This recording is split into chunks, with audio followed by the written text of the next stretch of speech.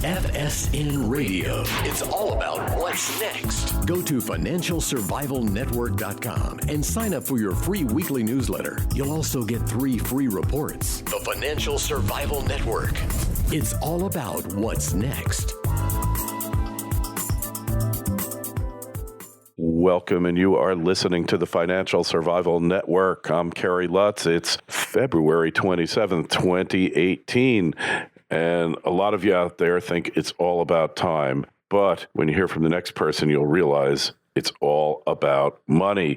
And the key is don't invest in something that you don't understand. And remember that speculator is a gambler who believes he has an edge. A gambler who doesn't even know that there is an edge is lost. Well, hey, as always, be part of the show. Email us, kl@kerrylutz.com. So what of it? Are we helpless here? Is there nothing we can do? Catching up can often mean catching hell. Well, Bill Tatro is here with us now, and his show is It's All About Money. Bill, welcome back to the show. Kerry, always a pleasure to be here, and it's fascinating because you started and premised with it's my show. It's all about money, and it's wonderful to be on the Financial Survival Network. Yeah, and that's the whole thing. Financial survival today. I want to just relate to you and our listeners, your listeners, a little story from several weeks ago, and actually a couple of months ago. I was at a church dinner, and I'm sitting there, and I was talking to some people in front of me, but my ear perked up when I was listening to a gentleman who was probably around 55, 56, and just a couple of seats down. And then I really tuned in, and he started talking about this wonderful investment that his advisor had suggested, and he was starting to put more and more money in it because it was guaranteed. It was guaranteed, huh? Yeah, it was guaranteed, and it was a guaranteed investment. And I'm going, okay, so obviously he's buying Treasury Bills. Okay. Yeah. And when I heard the XIV, I almost came out of my chair. And I continued to listen. And then I had to do this. I had to interject, and I said, "Excuse me." I said, "Why are you buying that?" And he said, he says, because, the last few years I've had a lot of money. He says, I don't know. And he didn't know who I was. And I wasn't about to say, I've been in the financial services field for 40 years.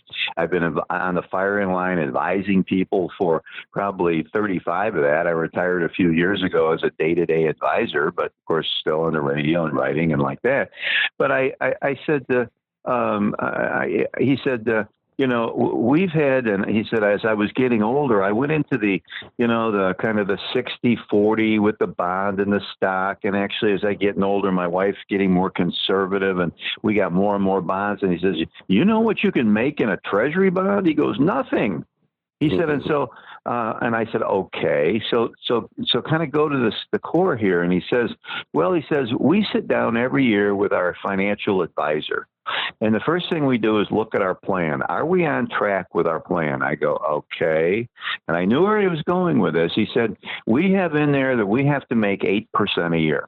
And he said, we have our inflation figure in there. He says, we use a 3 to 4% 3.5% inflation figure. I said, my God, the Japanese would love to have that inflation number, right? And so would the European Central Bank, and so would the Federal Reserve of this country. We can't even get to 2, but you've got 3.5 plugged in there. Okay, all right, so that's good. And he says, but I've got to make that 8%. And he says, with so much bonds in there, and he says, and we don't do junk bonds. He says, but with a lot of Treasury and investment grades, making 2, 3, 4% keeps us way short. So now we got to catch up. We got to catch up. Mm-hmm. And he said, so our advisor's showing us this investment that he said, and of course there's been no volatility the last 3 or 4 years. And he said, and I don't quite get it. He says, but we're betting that there won't be any more volatility. And I said, so you're betting against the VIX. I said, well, this is what it sounds like. He said, and I said, and I knew it exactly, but I had to kind of play like I was, the layman kind of grasping this. And I said, so you're kind of betting against any kind of volatility He goes, yeah, and that's been a good bet. I said, well, do you understand what you're doing? He goes, no, but we've been starting to make some pretty good money, and I think we can catch up. And so I said, back in 1999, a gentleman by the name of Warren Buffett, who survived the dot-com crash because he made a statement. He said, I never invest in things I don't understand, and I don't understand this dot-com thing. Yeah. I said, now, he's kind of changed that policy a little bit, but I said, that's kind of maybe good words to heed. So I took away from that conversation. And then, of course, a few weeks later, when I watched the XIV decline, what was it, 97% in one day? Yeah. I'm thinking, how bad did this guy get killed? And so when I step back and I think of the mistakes, and I've been saying this, and Carrie, you can't believe the amount of emails I've gotten from advisors out there saying, well, you've got to have goals, and you've got to have objectives, and and I said, of course you have to have goals, you got to have objectives, but when you start, it's almost like being a pension plan that says, well, our actuarial assumption is 8%. And all of a sudden, they're only making 2%, and they're 6% short. And now all of a sudden, they do things that they shouldn't do, take risks that they shouldn't take to try to catch up in those pensions.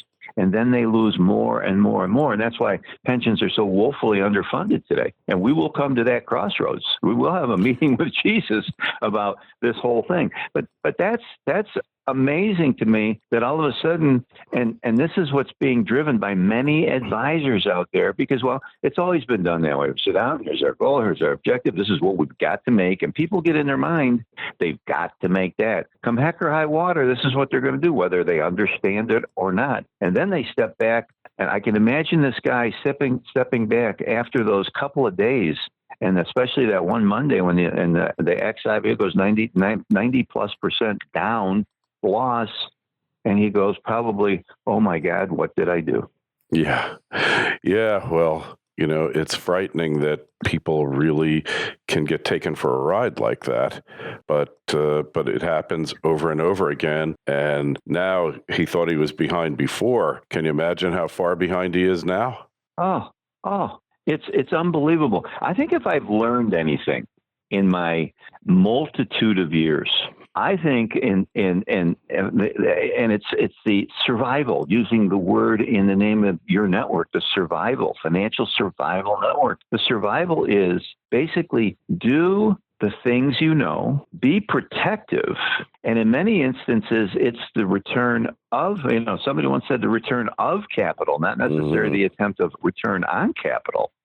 And then when it's ready when you're ready to retire, and this is where we're wrong. Okay, I'm going to have this lifestyle, and whatever it takes to get my money, I'm going to have this lifestyle, even if I have to lose it all to try to get there. Yeah. When you're ready to retire, it's what you have.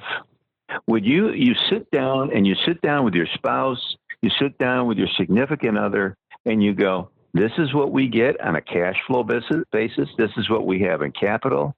We have to make it last for the next umpteen number of years. We want to be smart. We want to understand what we're doing.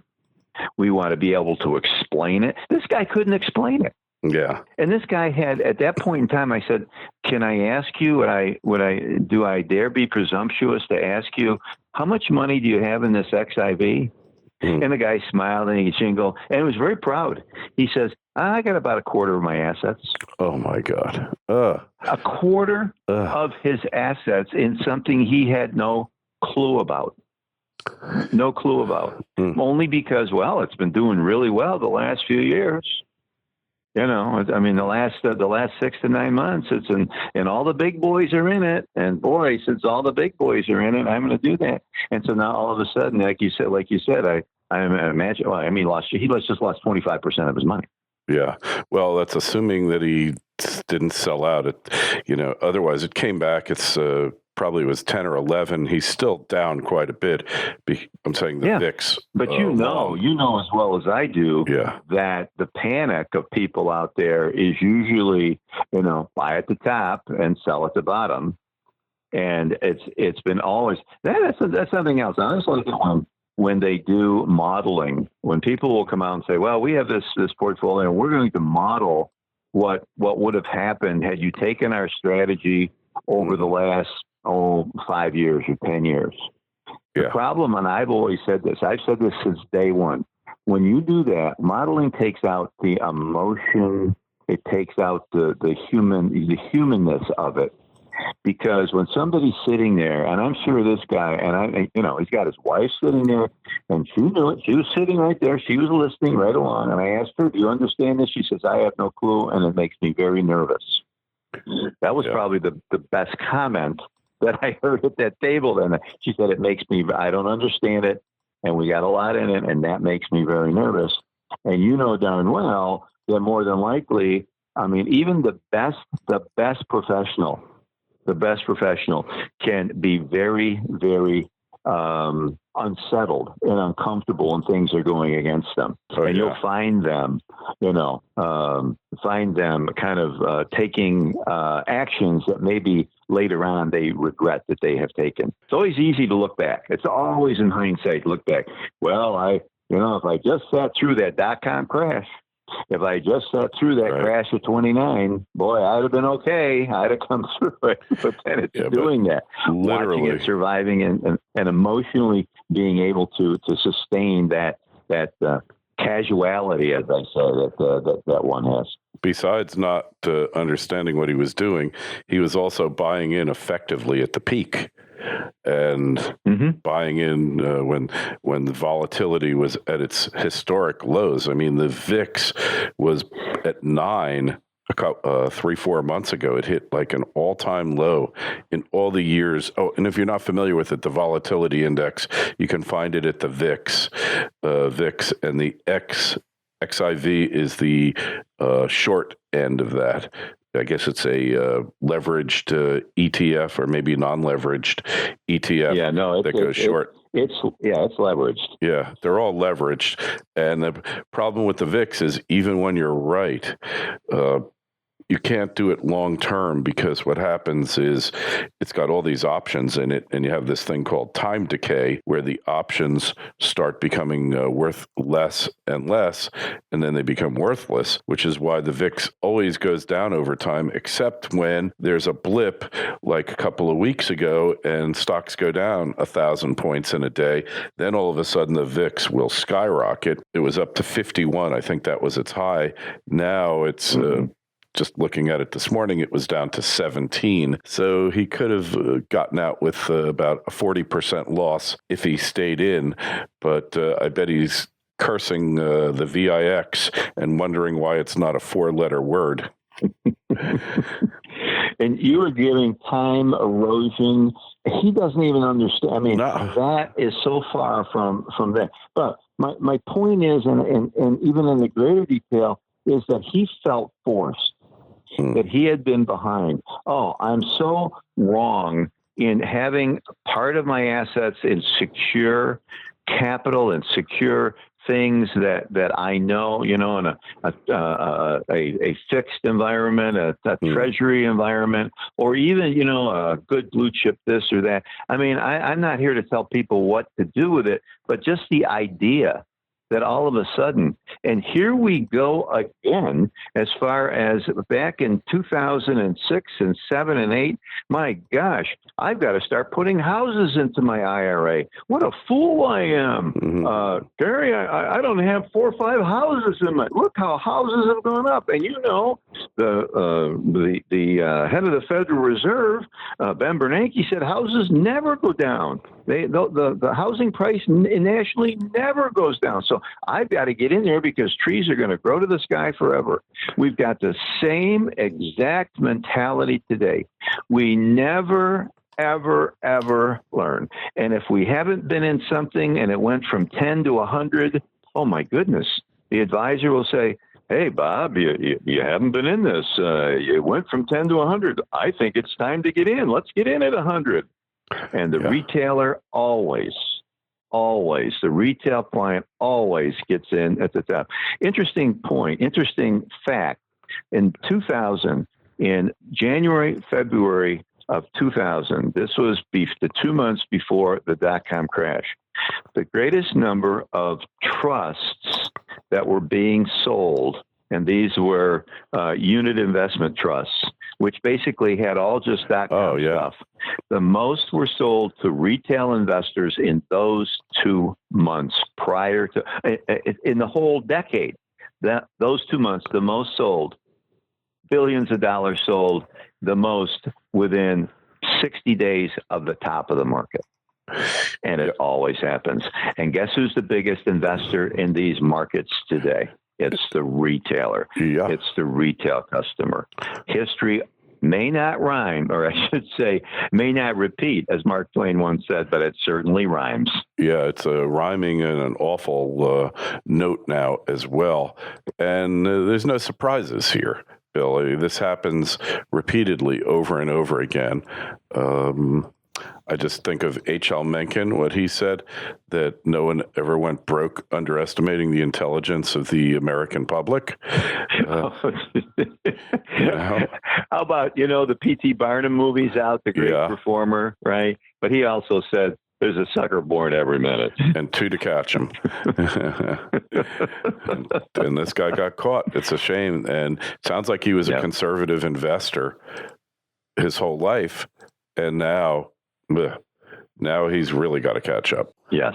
So what about inflation here? Looks like it's picking up a little, doesn't it? Well, yeah. I've been a deflationist for a long time, and I think that it's interesting that when you have the discussion about tariffs, and not just discussion, but when you have the president putting tariffs on things like refrigerators and steel and aluminum and things like that, which are a major component, whether it's made here in the United States or shipped in from abroad, when you put tariffs on solar panels, you're going to raise prices because tariffs add to the cost. And it's interesting how we repeat. And once again, we don't repeat, but we rhyme, I guess, And we have 1929 and the implementation in 1930 of a thing called Smoot-Hawley. It was, we're going to protect initially, we're going to protect the farmers. We're going to protect the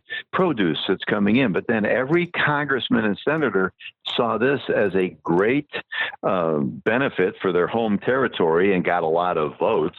Well, we're going to put tariffs on everything we produce in our country, and we did.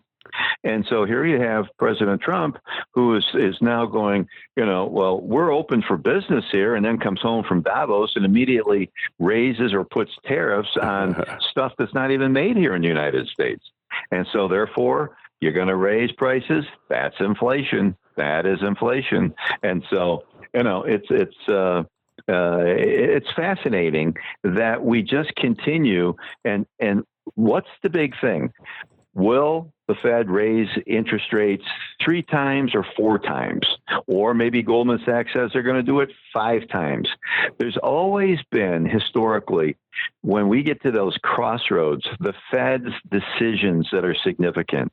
It was so in the late 30s when we went back into a depression because of the Fed's tightening money. It was back in with Greenspan and Bernanke keeping interest rates so low at 0 to 1%.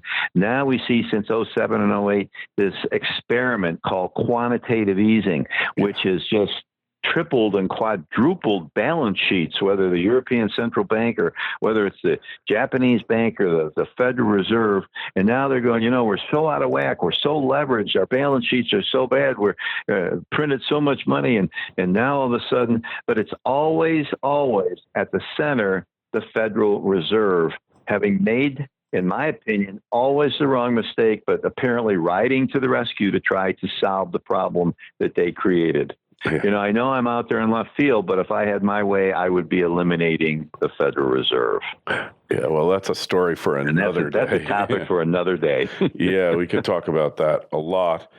It's kind of obvious the way this is going to play out. But, just the other day they said that, maybe we won't be raising so fast because we have a higher tolerance for so-called inflation, which is really the way they define it, an increase in consumer prices the way you and I do it in the Austrian method. It's an increase in the money supply. We've already had the inflation in real estate, in the stock market, in Bitcoin, you name it. Inflation's rampant. Not to mention, when was the last time your health insurance went down, or your car insurance, or your homeowner's insurance? I haven't seen it happen, and I've been following it pretty closely. No, you're absolutely right, and it hasn't happened. But here is that offsetting problem. You have not had wages. You have not had household income keeping up with that. It's in fact been going the other way over the last several years, and that's the conundrum that the Federal Reserve. I mean, the law that they go by is, well, you should have, if you've got low unemployment, you should have higher wages.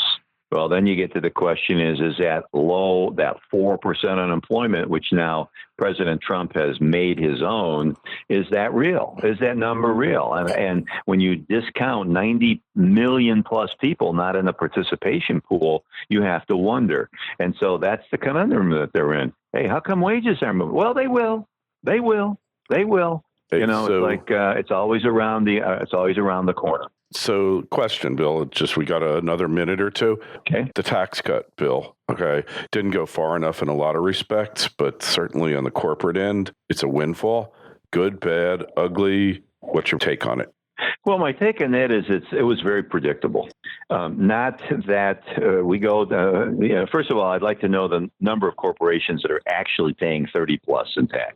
Okay? Actually, I can tell you that before you speak.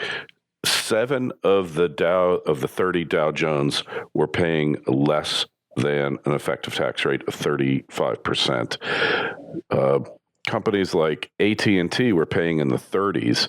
Companies, I always said, gee, what difference is it going to make? All these companies like GE, it's going to be a tax hike for GE. Actually, it won't be because they're losing money anyway, but, that's a story for another day.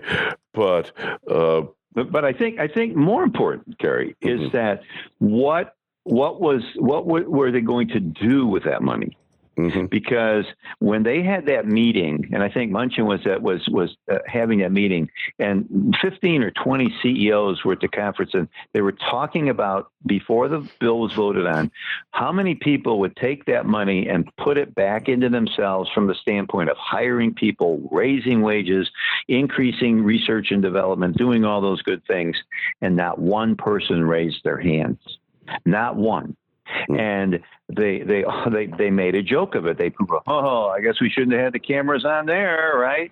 And so when you see this coming back, in the first month, in January, the buybacks, the amount of money being used to buy back stock, to kick out dividends, that's where it's going. That's, repatriation of money, when we saw it a couple of times historically, has not gone back into the companies from the standpoint of the worker, from the standpoint of wages, et cetera.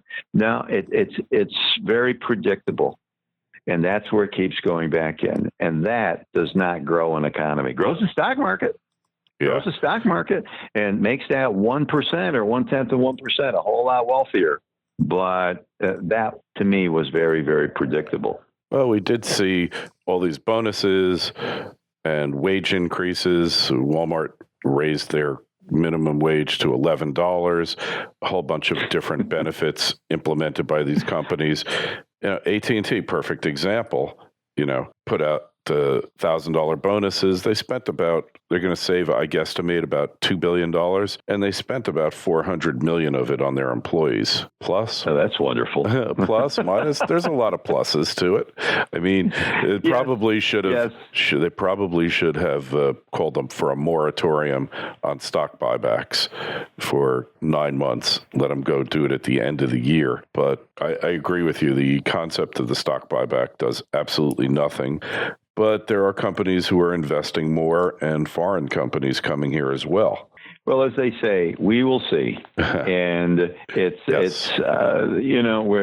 the ability to live long enough to, we hope, knock on wood, to be able to see what the repercussions are.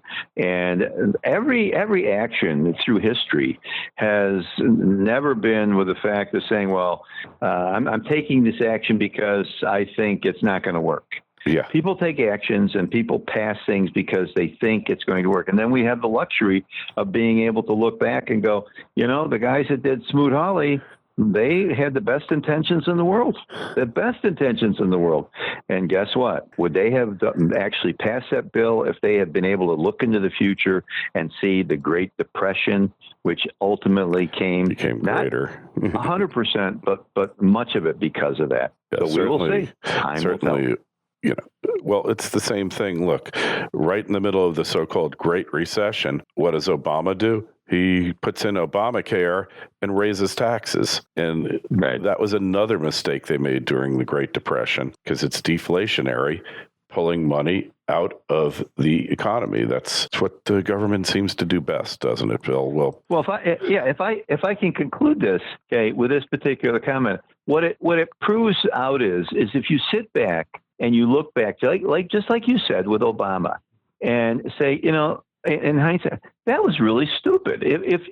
Because at the end of the day, 2 + 2 is always 4. It's always 4, irrespective. You raise taxes in the height of recession. You put in Obamacare. It's 2 + 2 is 4. That's going to happen. But the government, like the old joke, where the government said to the guy asked a question to the government official and says, "What is 2 + 2?" And the government official said, "What do you need it to be?" Yeah, it all depends on the meaning of 2. What you need it to be. It all depends if you're adding TWO plus TWO, but otherwise you might be adding 2 + TO, and I don't know what that equals, but in government speak, it equals something. Hey, Bill, you want to find out more about you? Check out your show. How do we connect with you?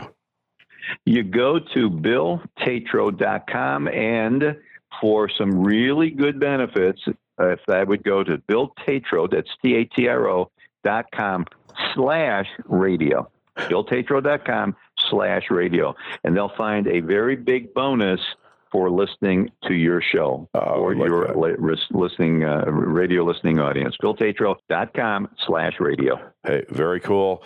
And hey, as always, be part of the show. Email us. You got a question for Bill, KL@KerryLutz.com, Twitter feed @KerryLutz, and the Facebook page is Financial Survival Network. Thanks, Bill. Thank you, Kerry.